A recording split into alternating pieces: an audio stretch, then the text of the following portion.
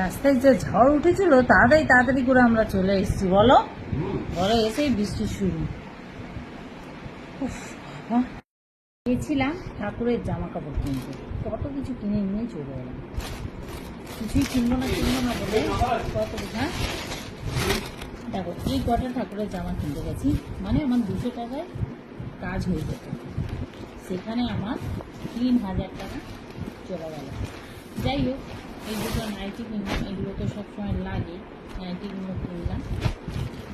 আমি খুব দামি কিনিনি, কেন দামি নাইটি আমার আছে, মানে আগে কেনা, একটা 350 আর একটা 250 টাকা নিয়েছি, তো এগুলো এমনি 150 টাকা নিয়েছি। যাই হোক, আর এই কাপড়টা নেবো না বলে নিজ হসিতে যেহেতু একটা কাপড় তো লাগে পরতে, তাই এটা নিলাম।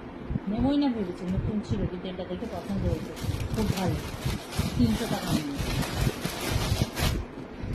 এই যে স্টাইল, এটা হচ্ছে আমার ভাইজির জন্য নিয়েছি সেট, খুব ভালো লাগলো আমার, তাই নিয়েছি। আর এই যে একটা প্যান্ট, আর এই যে সেন্ট, এটা একটা কিনলে দুটো ফ্রি, তাই নিয়েছি।